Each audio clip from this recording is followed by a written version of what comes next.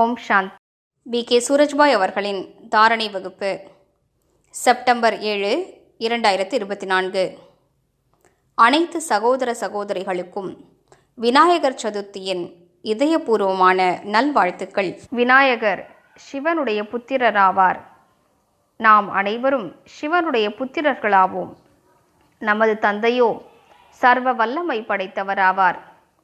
மேலும் அவர் நமக்கும் அனைத்து சக்திகளையும் வழங்கியிருக்கின்றார். நாமும் மிகுந்த சக்தி வாய்ந்தவர்களாவோம். விநாயகருக்கு 3 விசேஷ தன்மைகள் கூறப்படுகின்றன.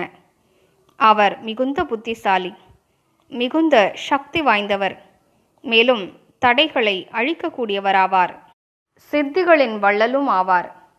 நாமும் நினைவில் கொள்ள வேண்டும், சுயம் ஞானக்கடல் தந்தை ஈஸ்வரிய புத்தியினை நமக்கு வழங்கியிருக்கின்றார். எனவே நம்மிடம் உயர்ந்த விவேகம், ஈஸ்வரிய விவேகம் இருக்கின்றது. மேலும் பாபாவிடமிருந்து நமக்கு பல வரங்கள் கிடைத்திருக்கின்றன, அழிவற்ற வரங்கள் கிடைத்திருக்கின்றன. எனவே நாமும் சித்திகளின் வள்ளல்களாக இருக்கின்றோம். அவரிடமிருந்து நமக்கு சக்திகளும் கிடைத்திருக்கின்றன. அனைத்து தடைகளையும் அழிக்கக்கூடிய சக்தி நம்மிடம் இருக்கின்றது. எப்போது நான் மிகுந்த சக்தி வாய்ந்தவன், நான் தடைகளை அழிக்கக்கூடியவன் என்பதை மறந்து விடுகிறோமோ, அப்போதுதான் தடைகள், பிரச்சனைகள் நம்மிடம் வருகின்றன. அப்போது அந்த தடைகளின் வசப்பட்டு நமது மனநிலையினை சீர்குலைத்து கொள்கிறோம். ஆனால் அனுதினமும் அதிகாலையில் தனக்குத்தான் சில விஷயங்களை நினைவுபடுத்தி கொள்ள வேண்டும். நாம் ஒரு பட்டியலை உருவாக்கி கொள்வோம். அதனை அனுதினமும் அதிகாலையில் தனக்குத்தான் நினைவுபடுத்தி கொள்ள வேண்டும். நான் மிகுந்த சக்தி வாய்ந்தவனாவேன், தடைகளை அழிக்கக்கூடியவனாவேன். எந்த பிரச்சனை எனக்கு வந்திருக்கிறதோ அதனை அழிக்கக்கூடிய சக்தி என்னிடம் இருக்கிறது. நாம் இதனையும் கவனத்தில் கொள்ள வேண்டும். யார் நீண்ட காலம் தடைகளற்ற வாழ்க்கையை வாழ்கிறார்களோ அவர்கள் தடைகளை அழிக்கக்கூடியவர்களாக ஆகிவிடுகிறார்கள். அவர்கள் சுயத்தின் தடைகளை மட்டுமல்லாமல் பிறருடைய தடைகளையும் அழிக்கக்கூடியவர்களாக ஆகிவிடுகிறார்கள். இந்த விநாயகர் சதுர்த்தியில் நாம் அனைவரும் நமது ஈஸ்வரிய புத்தியின் மீது கவனம் செலுத்துவோம். சோதனை செய்வோம். என்னிடம் ஈஸ்வரிய புத்தி இருக்கிறதா அல்லது வெறும் லௌகீக புத்தி இருக்கிறதா? லௌகீக புத்தியில் அபிமானம் வர வாய்ப்பு இருக்கிறது. நான் என்ற உணர்வு வருவதற்கு வாய்ப்பிருக்கிறது. ஈஸ்வரிய புத்தி இவை அனைத்திலிருந்தும் நம்மை விடுவிக்கிறது.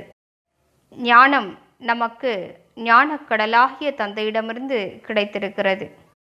நாம் ஞானத்தின் சிந்தனையில் ஈடுபட்டிருக்கிறோமா என்று சோதித்து பார்ப்போம். நமது சிந்தனைகளில் எப்படிப்பட்ட விஷயங்கள் இருக்கின்றன? ஞானத்தை சிந்தனை செய்வதனால் நமக்கு தெய்வீக விவேகம் கிடைத்து விடுகிறது. நமது சக்திகளையும் நாம் சோதிக்க வேண்டும். வீணான எண்ணங்களில் நமது சக்திகளை நாம் விரயமாக்கி கொண்டிருக்கவில்லை தானே? நம்மிடம் சக்திகள் இருக்கின்றன, ஆனால் உறங்கிக் கொண்டிருக்கவில்லை தானே? உறங்கிக் கிடக்கும் சக்திகளை நாம் விழிப்படைய செய்ய வேண்டும். மாஸ்டர் சர்வசக்திவான் என்ற நினைவினால் சக்திகளை விழிப்படைய செய்ய வேண்டும். மேலும் நன்றாக சோதித்து பார்ப்போம். தடைகள் வரும்போது நாம் கலக்கமடைகிறோமா அல்லது சுயத்தின் மனநிலையை ஸ்திரமாக வைத்து கொள்வதில் ஈடுபட்டு விடுகிறோமா? இதில் ஞானமும் மிகவும் உபயோகப்படுகிறது. மேலும் சக்திசாலியான நிலையின் அனுபவமும் நமக்கு மிகுந்த உதவி புரிகிறது. தடைகள் அவசியம் வருகின்றன, அனைவரிடமும் வருகின்றன. உடல் ரீதியான பிரச்சனைகள், குடும்ப ரீதியான பிரச்சனைகள், நோய்கள், தொழில் விவகாரங்கள், பணப்பிரச்சனைகள், மேலும் தற்கால உலகில் உறவுகள் ரீதியான பிரச்சனைகள் மிகுந்த சுமையை ஏற்படுத்தக்கூடியவையாக இருக்கின்றன. ஏனென்றால் உறவுகளில் பற்றுதல் இருக்கின்றது. எனவே அனைவரையும் ஆத்மாக்களாக பார்க்கக்கூடிய பயிற்சியை அதிகரிப்போம். இப்படி அனைத்து விதமான சூழ்நிலைகளிலும் ஞானத்தையும் சக்திகளையும் பயன்படுத்தும் போது நாம் அந்த தடைகளை சுலபமாக கடந்து செல்ல முடியும். தடைகளற்ற வாழ்க்கையை வாழ்வதற்கான கலையினை முதன்மையாக கற்றுக்கொள்ள வேண்டும். பலரும் சின்ன சின்ன விஷயங்களை கூட பெரிய தடையாக கருதி தனது மனநிலையினை சீர்குலைத்துக் கொள்கிறார்கள். ஆனால் சிலருக்கோ அவை சாதாரண விஷயங்களாக இருக்கும். அட, இப்படிப்பட்ட விஷயங்கள் வரவே செய்கின்றன, சென்றுவிடும் என்று நினைப்பார்கள். எனவே அவர்கள் சக்தி வாய்ந்தவர்களாக இருந்து அந்த விஷயங்களை சுலபமாக முடித்து விடுகிறார்கள். எனவே எந்தளவிற்கு நாம் உறுதியானவர்களாக இருப்போமோ வரக்கூடிய தடைகள் கூட சுலபமாக சென்றுவிடும்.